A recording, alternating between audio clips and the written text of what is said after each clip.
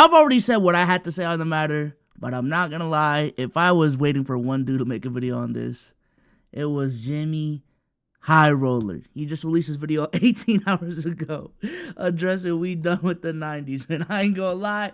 I am excited, and I don't know what stance he's gonna take. So shout out to Jimmy for the video.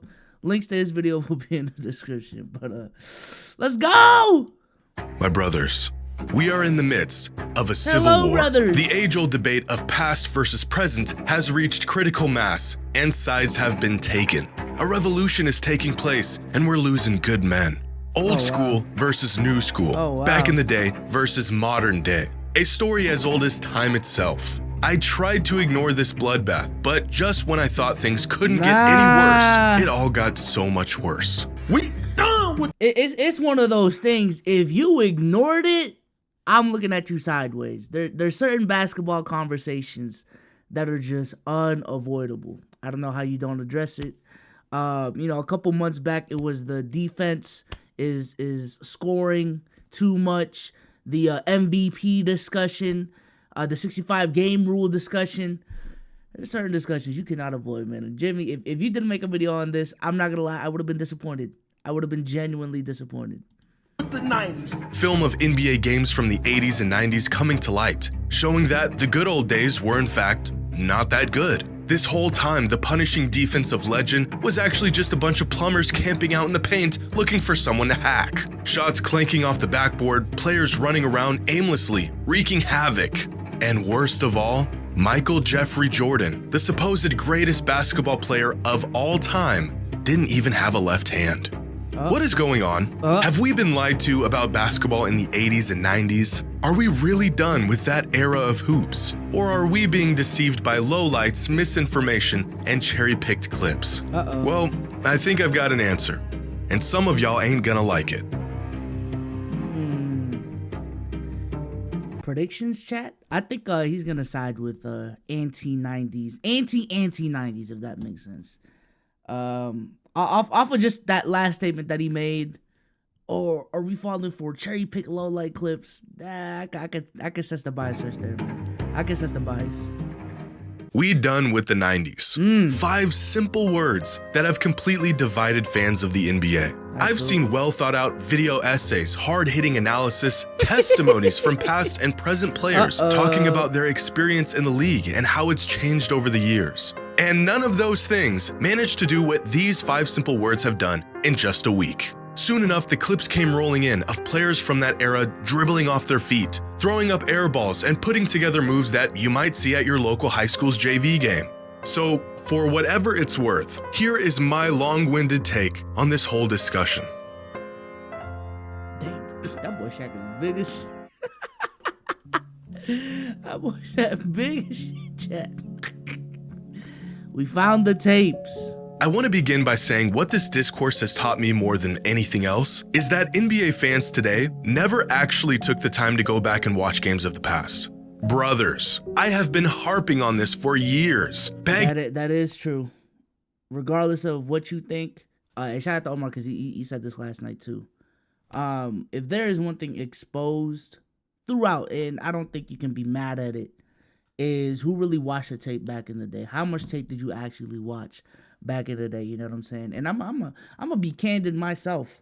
I'm not gonna act like I've watched a shit ton of 90s, 80s, 70s games. I did grow up in the late 2000s, all of the 2010s, and now the 2020s. I will say, when I'm talking about basketball, that is where I'm most knowledgeable at.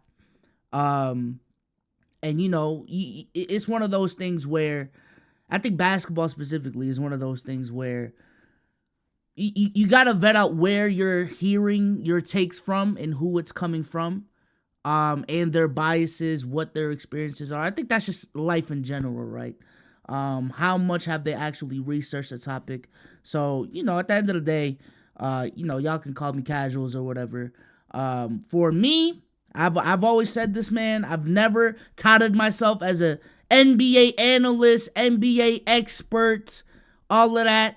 Not a former athlete. I do not think I know more basketball than you. I am just a fan of the game, expressing my opinions on the game. I have played basketball in real life, so it's not like I've completely never touched a basketball. Just never played at that high level because of height disparities, stamina issues. I'm fat, you know what I'm saying? So these are the things that you just have to take into consideration when you're hearing anyone's NBA take. Begging for fans of the game, whether you are new or have been watching for years, to just go I just back know how and to make watch full videos. games. Not highlights, not clips, full-length games of eras from the past. And after seeing this discussion devolve into where it is today, it is clear to me that most people never take the time. I'm seeing countless fans have this sort of awakening as they're watching films of these old games as if the footage was buried or lost and it's finally being unearthed for the world to see. It's been right here on YouTube for the past 15 years. You mean to tell me the same fans who chime in with a full-blown thesis on the GOAT debate never spared the time to even watch the games they were referring to? I guess that does explain a lot. Now, I'd like to think I'm somewhere in the middle on this whole discussion. I have said on multiple... Now, I will say, I haven't not watched any old school basketball. You know, there's literally videos on SOLZ and Stage of us watching 90s basketball. Last video, I talked about watching 90s basketball thoroughly. I've watched 80s games before. I've watched 60s games before. 70s is probably where I'm liking the most. But yeah, I spent a day watching 60s basketball just to really see what it was like. Like, what does low-skill, high-paced basketball look like? And let me tell y'all right now, it's funny. It's funny, man. A lot of shot chucking. A lot more jump shots than you would think for that era. You would think, motherfuckers didn't know how to shoot. They just wouldn't shoot. Nope, they still shot the ball. More stretch bigs than a lot of y'all would think. Yeah, man, it's interesting watching how the game has evolved over time. Occasions that players in today's NBA are simply more skilled than players of the past, which has resulted in bigger stat lines and higher point totals than ever before. It's not the defense that has gotten worse, it's the offense that has gotten better. You know, that whole spiel. But I also have an appreciation for the greats that came before and how incredible some players of past eras were. In fact, I almost feel like I'm hallucinating seeing this 90s basketball slander campaign unfold in front of my eyes. It feels like everyone's perception on the age-old debate changed literally overnight. I know that's not the case, but after seeing all of this play out, it sure feels that way. But today, I'm not just gonna show you some cherry-picked clips or unhinge this narrative even further. I'm gonna show you real film, real data, and proof of how we might actually be done with the 80s and 90s. And of course, if Michael Jordan really had no left hand. Spoiler, he did. I know what side he's taking. Chat. Y'all should know by now. Now, I have been an advocate for the modern players are better than players of the past movement for quite some time now. In fact, as crazy as it is for younger fans to say Michael Jordan was trash, it's just as absurd for older fans to say the game hasn't evolved and gotten better over the last 30 years. Because that's all this debate really is. Young fans versus old fans, or fans that watched this versus fans that are watching this. You know what's funny about the we done with the 90s guy? He's not even a new guy. I think that's the funniest part about it. Like he's a old, not I wouldn't say old, but a lot of y'all would call him an old head. Like if y'all actually know who ran the account, which is out there, it's public information. And if anything, the dude who blew up his videos was some dude stealing his content. Shout out to Peak Town Podcast Hoops. Yeah. He's an old head. And then Chilltown, y'all be cooking Chilltown. But if you don't know Chilltown actually thinks LeBron is a GOAT. But objectively, players today are much better than they were in the 80s and even the 90s. Specifically, the lower end of the talent pool in the NBA today is vastly better than it was in the past. I think great players would be great in any era, but with the spacing, the shot making, the emphasis on offense as opposed to defense has made the depth across the NBA today just way ahead of where it was in the 80s and the 90s. There was, without exaggeration, guys in the NBA throughout the 80s and 90s that were on NBA rosters just to accumulate fouls and sit in the paint and be big. Yeah. Some of these players were offensively inept, and that was okay because their role was not to create offense. But in today's NBA, where offense reigns supreme, there is no room for these players. Now, you could and should go back and watch film of games, not highlights, from this era and see just how limited the skill sets of some of these players were. The shot Yes, that was one of my biggest takeaways from watching 90s basketball lately, bro. Is like what Jimmy said, the greats stood out. And even analyzing their game, I'm going to be honest with y'all, I thought that was common sense. I thought that was common sense from both sides, right? The greats stand out. The greats will be great in whatever era they're in because they are the 1%. They are the, they're the people that transcend time. And will be great in any era. Will their career pan out to be the same in X era, Y era? Probably not. There's a lot of butterfly effects that go into it. Luck is a factor. You know, I'm a believer that sometimes, actually a lot of times, the best timeline is the timeline you're currently in. But yeah, no, that was my biggest takeaway, bro. Because even when motherfuckers want to point out Jordan didn't have that many assists, literally watch the film, because it goes both ways. He would be making the right reads, but he would pass to a dude who didn't have a strong mid-range jump shot or couldn't shoot from three, and he would just straight brick, even though it was a good pass, it was the right play. Also, I understand illegal defense was a thing, but because of the fact that there weren't a lot of shooters, it was easier to help on the pass back in the day because you were already sagging off of a non-shooter. You could double team and help relatively easy. And you were forced to stay on your man regardless, right? So I don't know. It's weird.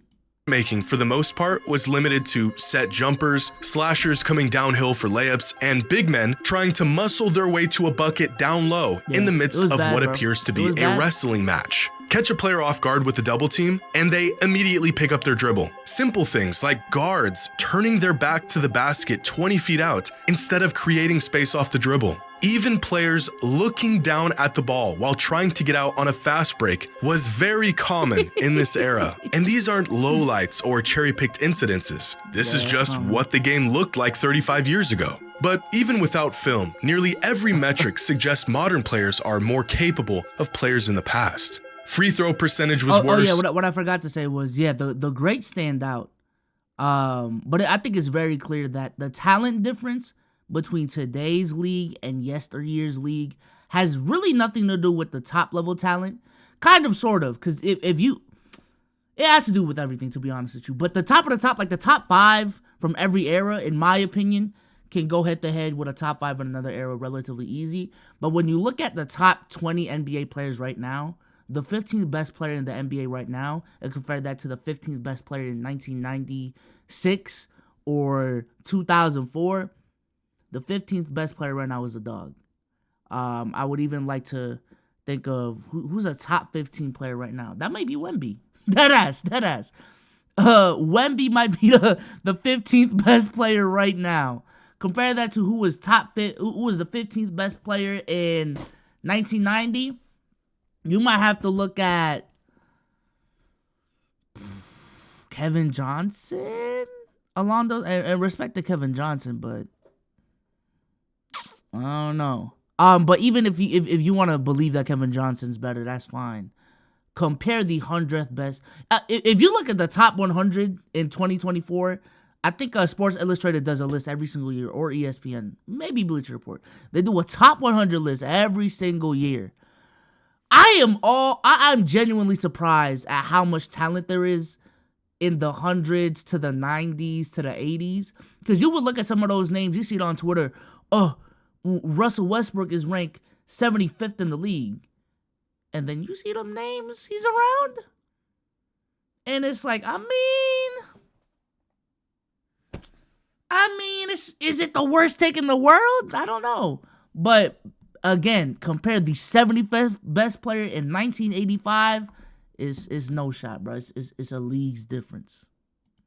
3-point percentage was worse. Turnover percentage was higher. They used to shoot more free throws, but still ended up with far less points. Now, this is not to say that this era of hoops was trash. That's just disingenuous and flat out wrong. These were the best players in the world at the time. It was just simply not as good as what it is today. But maybe there's another layer to this that needs to be factored in to really understand why these players were not as skilled as the players of today.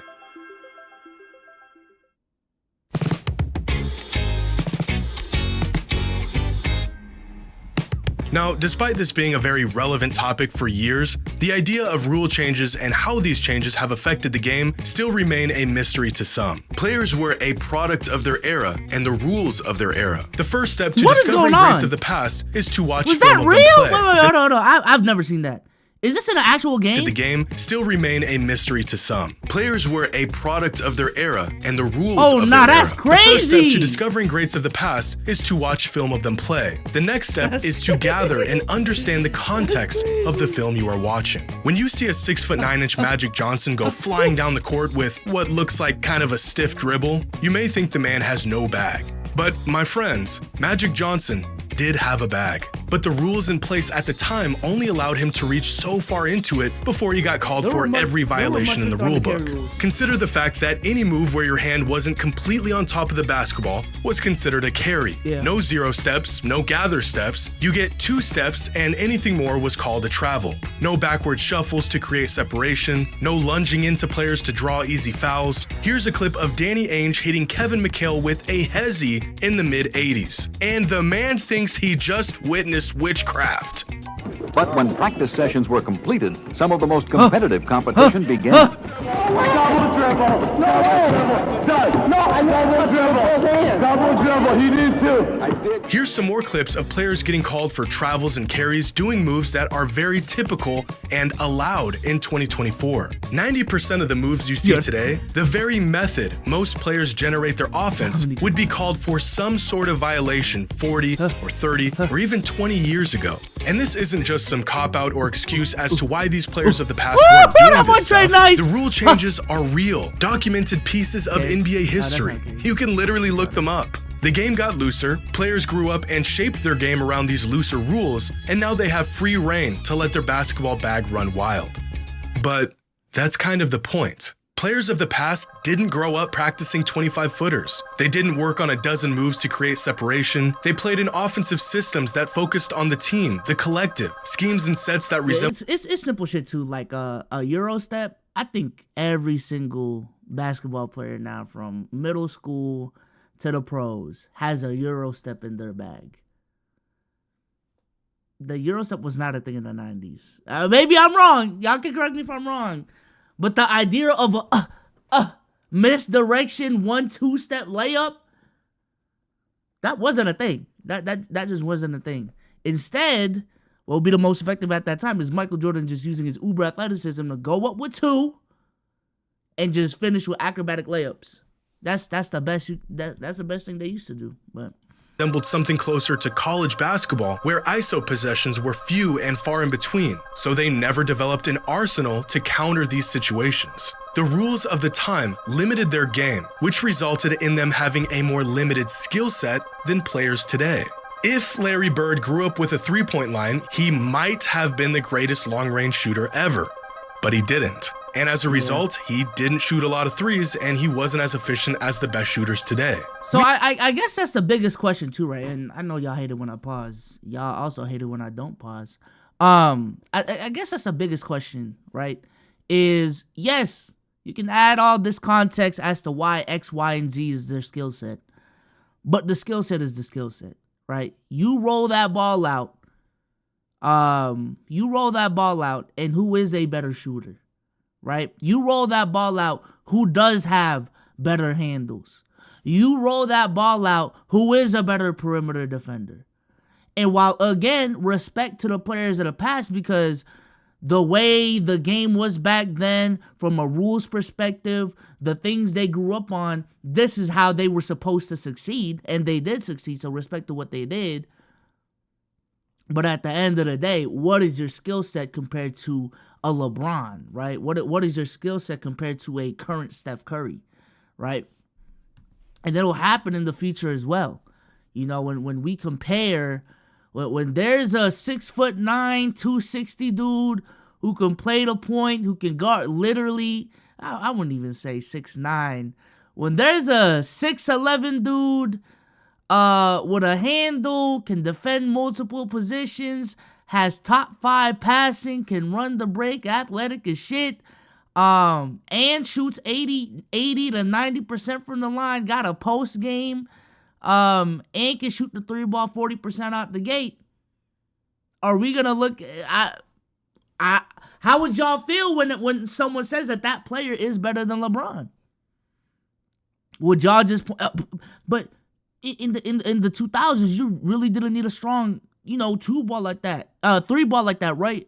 Just think. LeBron was born in '84. He grew up in an era where the 3 ball wasn't emphasized. The 3 ball was something he had to work on throughout his NBA career, But in 2040, motherfuckers gonna, man, we done with the 2000s. We done with the 2010s, man. We done with Unc Bron. Like, it's gonna be funny, but y'all better be ready. I'm ready for it. We can sit here and assume these players of the past might be as capable as players today if they were playing under the same rules and conditions, but they didn't. And I don't think we should assume that. The fact is they played in a different time and they became a product of that time. But that's not to say the game was trash back then, or that the superstars of these eras couldn't compete in today's league.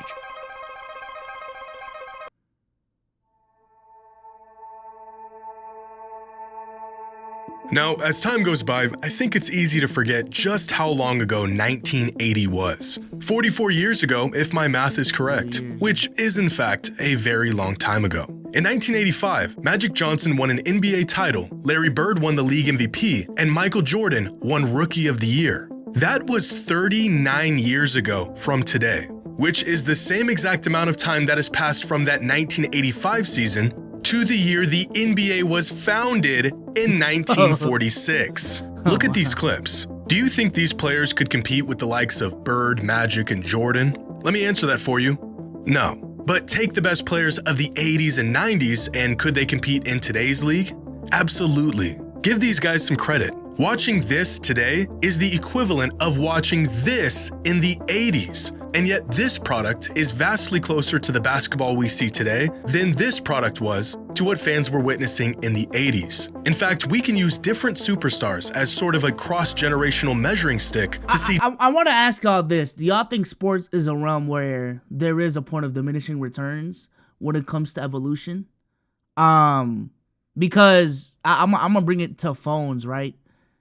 There was a period in time, and video games as well, and just a lot of technology, right?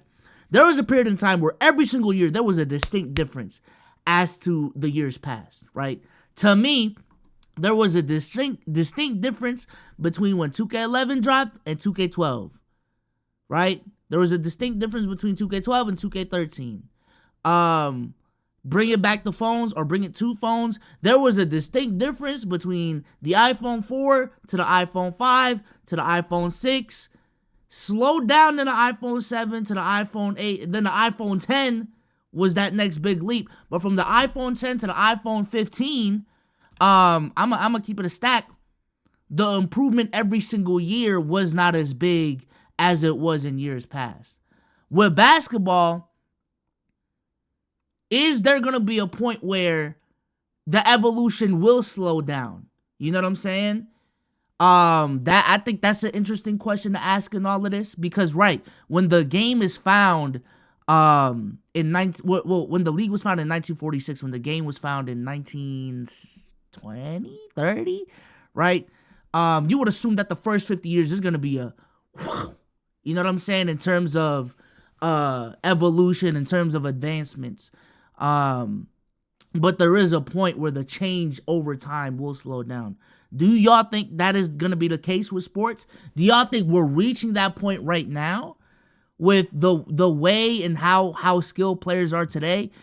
Do y'all think we have reached that point where, I'm going to be honest with you, y'all can say that in 20, 30 years we're going to be having these same arguments, but I would disagree, because again, 2020 is when that diminishing return of evolution starts to plateau.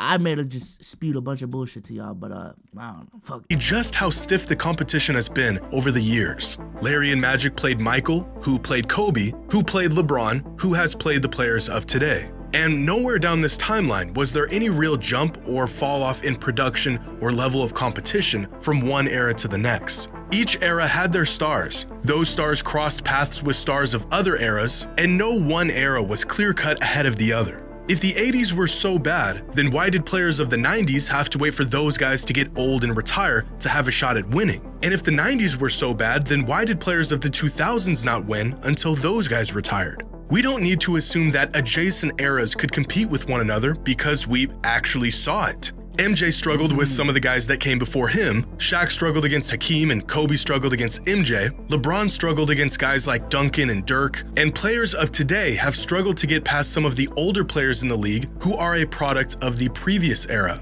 Now, what we shouldn't do is jump 3 or 4 eras at a time, ignoring entire decades of evolution and saying the game back then was better or even as good as it is today. At a certain point, the knowledge and wisdom that comes from actually witnessing decades of NBA history, like some older fans have, becomes skewed and watered down by nostalgia and a generational bias. Superstars are superstars because their game transcends the era they played in, but they also played in an inferior league. These two ideas are not mutually exclusive, and although generational talents of the past would do just fine today, this same logic does not apply to the vast majority of the league throughout the 80s and 90s. Cook? When did the NBA become not trash? Good point as well. So if the 80s were inferior to today's league and the 90s were inferior as well, when did the NBA become not trash? That was my initial question. Well, it depends on how you look at it. Ironically, I think there's a pretty clear distinction to the skill set of players before Michael Jordan hit his peak and after. For example, the early 90s. It's funny to me because y'all want to claim evolution, but I feel like don't even have a good grasp of how evolution works. Like evolution, like there's not a...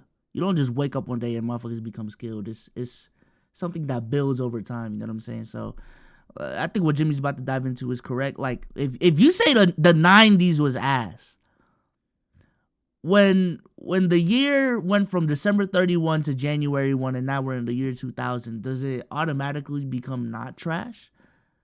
You know, same thing from 2000 to 2001. Does it become not, you know?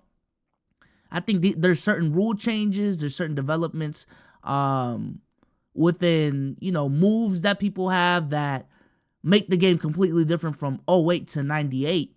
But that shit did not happen, you know, overnight.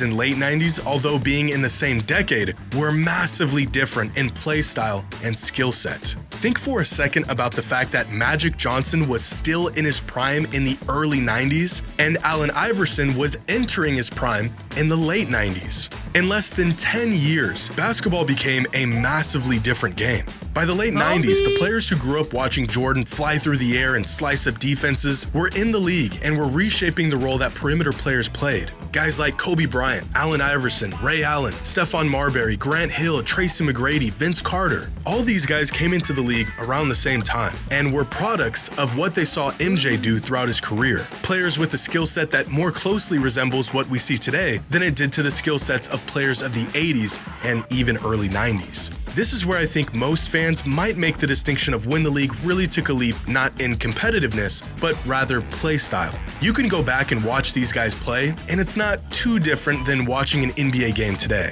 Or you can point to the shift in play style that happened in the late 2010s, after Steph Curry redefined what makes a great championship caliber player, and the league adjusted to this new three-point heavy perimeter-focused style of basketball. Similar to Jordan, the kids who watched what Steph was doing in the mid-2010s emulated that style of play, tailored their games to it, and are now in the league doing things that only Steph could do a decade ago. So if we're done with the 80s and 90s, where can we look back and no longer apply this era tax on these players? I think most fans would agree that the turn of the century is where the modern era of hyper-skilled players began. You can say objectively that this era was not trash, and most players of this generation would do just fine in today's league. Okay. I think right now I agree. In 10 years, the clip's already coming out, man. Allen Iverson said he didn't have a strong left. You know, I think we will look back at the 2000s and talk about how bad the spacing was and why that is. There was a lack of, you can run double big in the 2000s. You know, good spacing was having a mid-range threat in a Pau Gasol and a Kevin Garnett. You couldn't run that shit today unless you ran really big. I mean, the last time that really worked was what, 2020? With 2021. But Brook Lopez was able to stretch out the floor. I don't know. But if that is the case, then modern NBA fans are holding a ticking time bomb, and they might not even know it.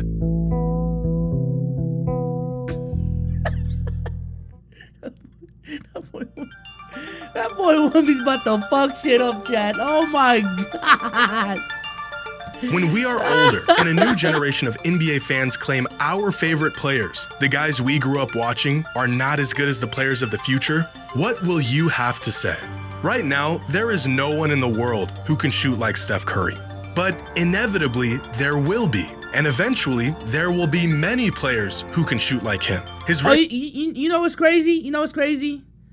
Even though people have excluded him from this conversation, that shit already started with Kobe. People trying to compare James Harden to Kobe offensively. Saying Kobe would just be DeMar DeRozan in today's league. That shit, I understand this week specifically, that shit is kind of retracted for some reason. But let's not act like when Kobe won that 5th ring, he was in GOAT conversations. And now he's actually excluded from a lot of people's top 10s. Let's not act like that already hasn't started with Kobe. Let's not do that. It actually has. Records will fall, his percentages won't look as good through the lens of 2040, and although his legacy will be cemented, his actual game will be put into question. And based on the arguments I'm hearing today on why past players were trash, we will have nothing to say that will change their minds. We know that Curry was the first to do what he's doing. He is a pioneer of the modern NBA. We have context to back up our claims. But if we aren't willing to hear older fans out today, what makes us think younger fans will hear us out in the future? Mark my words. There will be a day when young fans will go back, watch film of LeBron, and say he couldn't compete with players of the future. In fact, it's already happening. Fans saying he has no bag. Younger players putting up bigger numbers than he ever did. Skill sets a bit deeper with games that look more polished. It's all fun and games now to crack jokes about past eras. But our day will come too, and it ain't gonna be pretty. But Giannis could only run and dunk. Your era was trash. Y'all had a dude who couldn't get 2 feet off the ground running the whole league. You can scramble to pull up clips and show the numbers, but their minds will already be made up. I'm telling you, the narrative in the future is going to be motherfuckers played against podcasters and streamers. I'm telling you that right now. When they see all these NBA player podcasts, This is why I think it is so important to have genuine, thought-out discourse about the game if you're truly a fan of it. But to all of the older fans out there, you kinda started this whole thing. For years, we heard y'all badmouth modern players, saying the league is soft, players today couldn't compete back then. Back in my day, real men played the game. Y'all cannot be mad that some fans are done with the 80s and 90s when y'all never even gave modern basketball a chance. Ooh, and I guess that's where I disagree with Jimmy. I actually believe, we were talking about it on the pod, and my initial take was this, right? Old heads just want to be on dick for no fucking reason. But I do think it starts with the younger generation gassing up the generation right now, and then the old heads have to come in and, whoa, not too much, he's not this, he's not that. They have to defend their era because the new heads are attacking the old era and saying, man, y'all see what Luka is doing? You think Magic Johnson could touch him? Pause. And then the old heads have to come in and, now I gotta shit on Luka. Not too much on the 80s. That's the greatest NBA era of all time. So I actually disagree with Jimmy on this. Sure, a lot of fans never took the time to go back and watch the greats of the past, But let's be honest for a second. Older fans don't watch games today. They catch a stray clip on Facebook of LeBron flopping, and like an echo chamber of disgruntled old men, they just start firing away in the comments, agreeing with one another. Y'all asked for this. I've been watching the NBA since the mid-2000s. Kobe, D-Wade, McGrady, Iverson, Shaq, Nash, those were my guys. But I can acknowledge those greats and say they were incredible, while also acknowledging that that version of the NBA as a whole was not as refined or as good as it is today. Now, will I be able to make that distinction in 20 years when some snot-nosed brat tells me my glorious king was trash? I'm not so sure.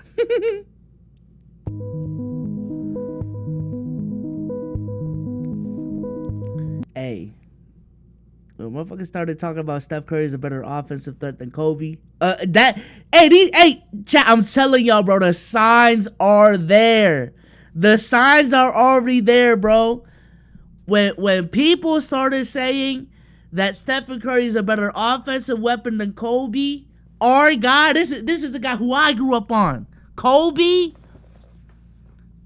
I'm telling you, it's already starting.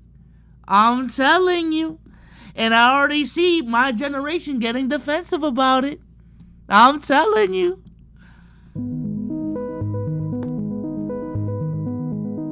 Now, it's time to once and for all take a real close look at this accusation that Michael Jordan did not have a left hand. I felt like I was having a bad dream when I first saw this claim, but unfortunately, I was not. I feel like no one actually believes this. This is just some high-level trolling. But in an effort to stop this nonsense from spreading any further, I have no choice but to take these accusations seriously. So I selected 8 random games ranging from Michael Jordan's rookie season all the way up to the mid-90s, and play by play gathered all of his possessions throughout these games, charted when he went to his right, when he went to his left, and what those possessions resulted in. And here is what I found. Jordan made a move with his left hand or his right hand 227 times. Of those 227 moves, 121 of them were with his right hand and 106 of them were with his left hand. Of the 121 right-handed moves, he passed up or got fouled on 54 of them, so I didn't bother charting those. 65 of these moves resulted in a shot, in which he made 63% of them and only turned the ball over 2 times. Now, moves that he made with his left hand resulted in a pass or him getting fouled 45 times, while 55 of these left-handed moves ended up in a shot,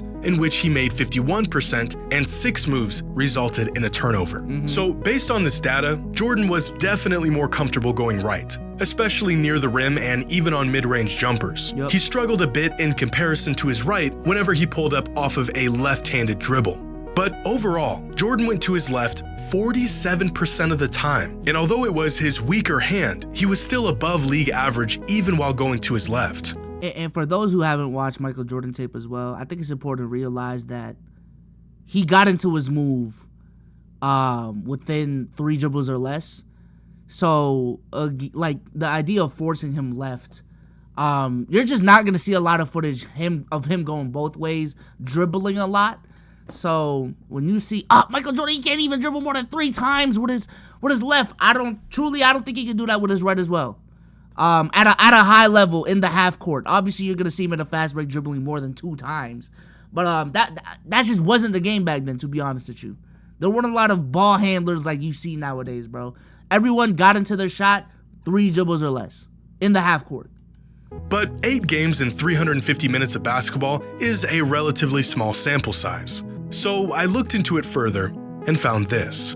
A detailed breakdown of Michael Jordan's shot chart and shot tendencies in 3 seasons from 1990 to 1992. 126 games and over 4,800 minutes in total, tracking exactly what Michael did on the court for 3 seasons. And here's what the data shows. In total, Michael made 1,074 moves in isolation, going either to his right or to his left hand. 48% of those moves were with his right hand, and 52% of those moves were with his left hand. When going to the right, Michael shot 61.7% on 410 shots with 15 turnovers, resulting in 1.38 points per possession. When going to his left, Michael shot 61.3% on 421 shots with 36 turnovers, resulting in 1.31 points per possession. So even with a much larger sample size, Michael not only had a left hand, he went to it just as often as he went to his right and was nearly as proficient with his left as he was with his right. It was a weakness, though. It was a weakness. I mean, you can see with the turnovers. He's probably going to mention this shortly, but it was a weakness in Michael Jordan's game. And as a defender, if you just had a preference, because you have to pick your poison, force him right, force him left, make him settle for a jump shot, I think if you can make him settle for a three, that's your best bet, right? If Jordan wants to shoot threes when he doesn't really have that in his bag, that's your best shot. But if I have to choose now in isolation to force him left or force him right, I'm forcing him left because of these things. Specifically the turnovers. Scoring didn't seem like a problem for him regardless, but... Now, for some context, throughout this 3-year span, Michael made on average 4.4 left-handed isolation moves, or in this case, isolation possessions, that resulted in 1.31 points per possession. Now, here are some prolific scorers from this season and their overall tendencies and efficiency in isolation. Keep in mind, this data includes both right-handed and left-handed moves from these players. Okay. And now here is Michael Jordan with just his left hand. So, yeah. I'd say contrary to what has now become popular belief, Michael Jordan had a left hand.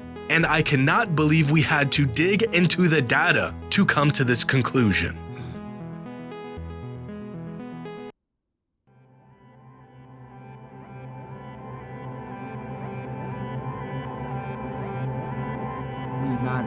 I think the overall idea that the 80s and 90s were a far less skilled time in the NBA compared to today is probably fair. I mean, you'd be crazy to think the game hasn't evolved in 4 decades. But to say the league was trash back then is just wrong. I think more than anything, it's the style of play and the way basketball games would unfold back then that really throws some fans off when they go to watch film of these old games. It's like looking at a box score from the mid-2000s and thinking everyone sucked because the games finished with final scores in the 80s. But the players weren't bad, it was just a different game back then. It was slower, more methodical, more team and scheme-based than it is today. And similarly, I think you could say the 80s and 90s had its fair share of bad basketball. But that doesn't mean all... I also have this theory that younger generations hate old school basketball because their attention spans are legitimately fucked.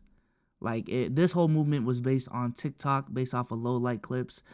And I'm telling you right now, if you put on 80s basketball, and you're not skimming through it, it will be a tough watch. I'm telling you right now, if you are 15 years old with TikTok attention spans, it will be a tough watch. 90s basketball, same thing, because the game is slower. The handles aren't as advanced, right? Not much dunking as well.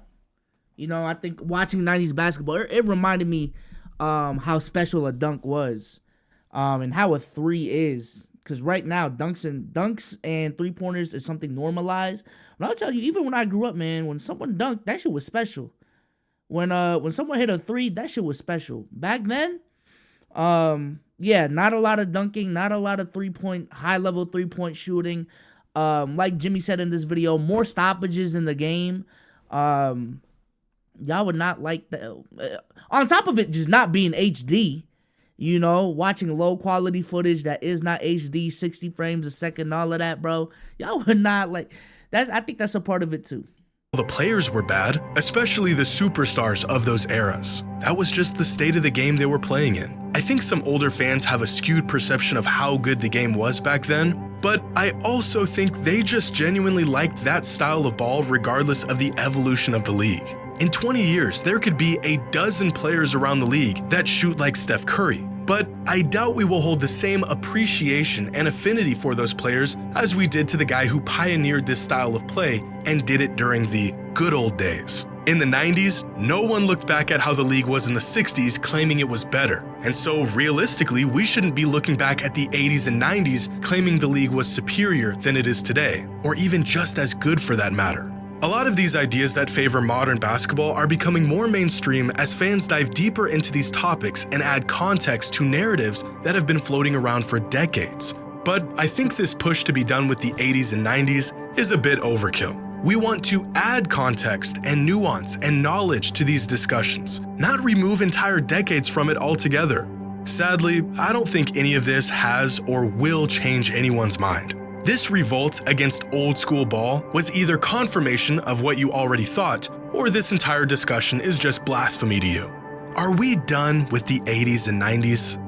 Maybe, but for the sake of the game and the greats that paved the way, I sure hope not.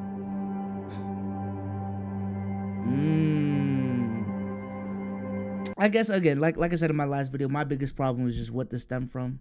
If this whole movement stemmed from a video this thought out, 25 minutes long, all this data, all of this to prove why the 90s were trash, I would respect this movement way more. But motherfuckers saw bullshit and just ran with it just to confirm their own biases. I seen a lot of people in my last video saying, man, y'all took this trolling seriously. I'm telling you right now, I wouldn't have taken this shit seriously if I didn't see people taking this shit seriously from the new gen perspective. I'm telling you right now, because I saw a lot of motherfuckers taking We Done With The 90s and running with it in a serious level. People digging back into old games, charting old that one specific game in the 1990 NBA Finals and how bad Jordan was going to the left. I seen more videos like that. I seen this one dude, I swear to God, he made 8 to 9 straight videos of just We Done With The 90s, and just one, he did well because it was a trend at the time, but he even got to the he made this one crazy take that people were just like, all right, buddy, you're done. You've crossed the line that you shouldn't have crossed. So yeah, no, people are taking this shit seriously on both sides, man. With that being said, shout out to Jimmy for the video once again. Big Jimmy in the building. With that being said, I'm out, man. Peace. Follow me on Twitch.